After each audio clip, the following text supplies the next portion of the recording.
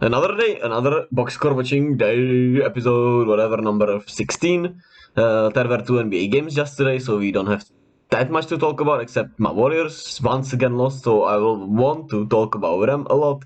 I also want to talk about the Thunder's approach a little bit, and we'll see how much it takes us. It shouldn't be this long. So let's get right into the Warriors against the Magic. I first want to talk about the Magic since I want to go more in depth as for my Warriors, with the Magic getting their second win on the season and Jalen Sachs being as impressive as I've ever seen him. He had his best game of his NBA career, maybe 26 points, 9 assists, 4 steals, and 2 of them were on Steph in the clutch. Some incredible defense, some stupid Steph turnover also in there, but it was. I want to give huge credit to Jalen Sachs, who uh, it's not on many people's radars and not on mine either. I know he's a good defender, and I also know he, plays the game maybe a little too hard for his own sake, and he gets easily hurt. This was his second game back from an injury, I think, and he was sensational. He made 2 clutch threes. He's been shooting not well this season, and he didn't make one before those 2 clutch threes this season in this game. But he just took over essentially, and the bench really won Magic the game. Chuma Okiki chiming in with 16, and especially in the second quarter and first quarter he kept them in it. Kevon Harris was really good, 12 points, 5 rebounds, and RJ Hampton had 15 and 2 boards, and he made a banked 3-pointer that essentially broke me when I was watching the game. And shout out to the Magic. They've got some real exciting talent. I hope it pans out for them. Also want to quickly point out Ferenc Wagner was also really good, 19, 3 and 2. And Paolo, even though he struggled most of the game, he had his spots in the third quarter where he kept them in it. He made some huge and tough mid-rangers. And good win for the Magic. Now, on to my Warriors. So, we have a lot to talk about here, but I'll try to keep it as, structured and as cool as possible. We all know the starting 5 is still really great. They're one of the best starting 5s in the league. When you look at the starting 5 stats, they're top of the net rating. I'm not sure if it's the same after this game that they were before this game. Steph looks better than ever, looks like 2021 Steph, with more maturity even and more added strength when he was carrying the team. And, it really appears like the 2021 season a lot in terms of how the team is looking when he is not playing, when James Wiseman is playing, and it's just been rough. But for Steph, he's been as good as ever. Maybe he could have played. He could obviously be more careful with the ball down the stretch in this game especially, but without him he wouldn't be even in this game. And he could be better on defense, but I mean the whole team has just been bad. They've not been communicating. They've had a lot of miss lapses, everything, because just Draymond can't command them really. That's the one glaring issue, that Draymond can't, really scream at anyone. Have you seen Draymond scream at his teammate throughout the season? You didn't. And why is that? Well, we know why is that. It's obvious why is that. It's because he punched Jordan Poole. So he obviously does not want to go over his head. I'm not sure even if people would like his authority there. And the overall mood, somebody pointed this out on Twitter, who I follow, I'm not sure who it was, but he pointed out that the joy from the bench is nowhere. It feels like the kids are scared kinda to even have fun, which has been always the Warriors' way.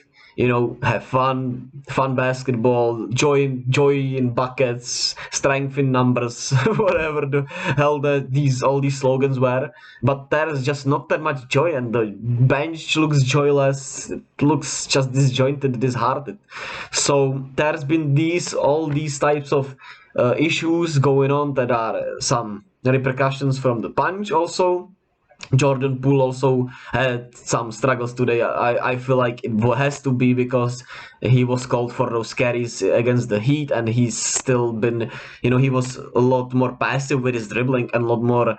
I don't know how to say it. He was just not efficient with his dribbling. I guess I should say. He does not look he didn't look as sharp with his dribbling in this game. That's my point. Finally got it across. And his minutes have not been great even when James Wiseman is not playing with him. Overall wise, he's just not been net positive. And with James Wiseman, they are just horrible.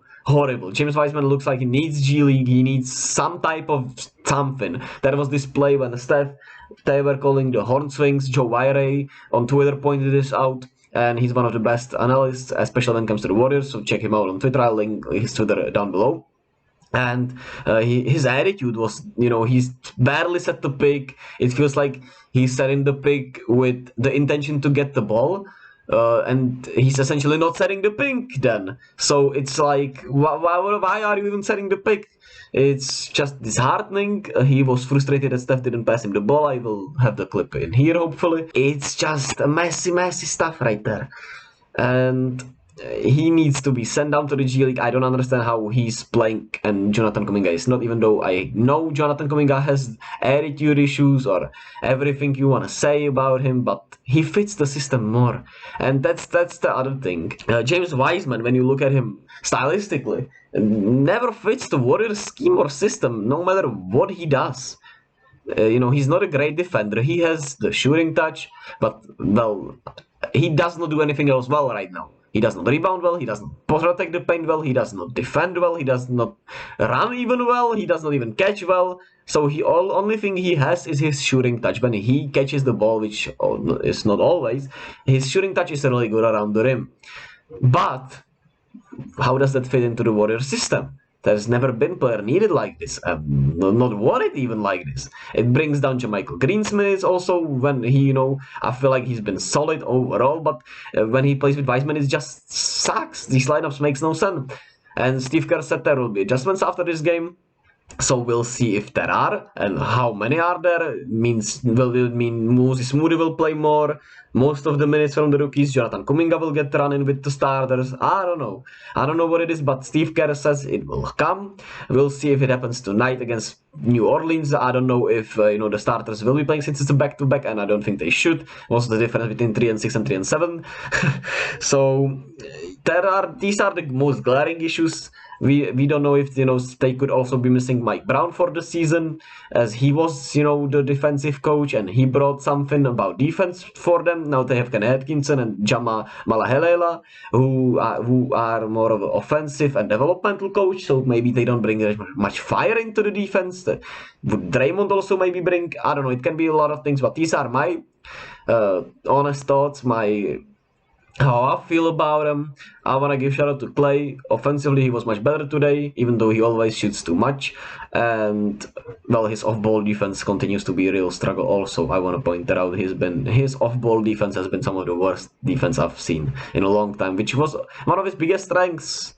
So that's disheartening, but I'm not panicking. I'm not here to say this is over. I'm not here to say they are never winning again. I'm just here to point out the things that we can see, and I just want to kind of rant about him, talk about him, just spit my feelings out so I can at least put him out there, get him out there. Okay, after this whole long schlang, whatever you want to call it, we had the Nuggets beating the Thunder in a pretty interesting game, as Aaron Gordon was really good, 27 and 5. Nikola Jokic had 15, 13 and 14. He was a triple-double machine, even had a quadruple-double with 10 turnovers, and it's been interesting to see him kind of play this, I don't know how what I want to compare it to, but he's the glue guy, the glue thing, the commander of this team. I don't know, he wants to pass to everyone, he wants to get everyone involved, which makes sense since he will need them that come playoff time and everything, and it's perfect to set the tone straight right away.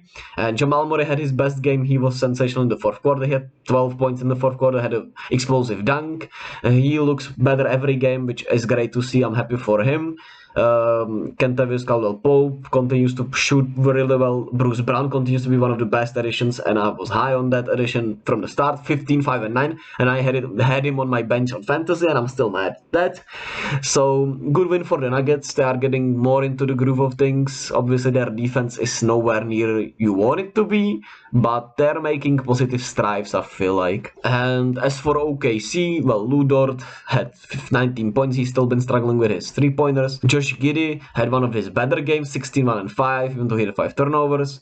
Shai continues to be automatic from the mid-range. Still great on defense. He's been sensational. He's one of the best players in the league. 37th, 4th, and 3 and 2 steals. sensational play by him, and their bench was also really good with Jalen Williams contributing, Darius Bazley contributing, Trey Mann hit some timely shots. Interesting start to the season for the Thunder, who are 4-4 and are really good, I would say. I want to give props to their coach also, who's playing however he feels like it. He's he's mixing and matching different rotations, different players with each self, different starters, different bench roles, and it's good to see. It's really fun, and it seems to be working for OKC, so good on them. As for today's slate, we got, Kyrie suspended, so he won't play against the Wizards. That will be interesting to see. Bulls Celtics could be really fun. Raptors Mavs should be fun. This won't be fun. Bucks T-Wolves could be really fun, even though Giannis is questionable as of right now. Suns, Trailblazers, Jazz, Lakers. Some cool games, some fun games. I'll make sure to cover them all. And I hope you enjoyed the video. Like and subscribe. Okay, I hate saying that actually. Fucking hell. Have a great time. Stay blessed, y'all, and see you all tomorrow.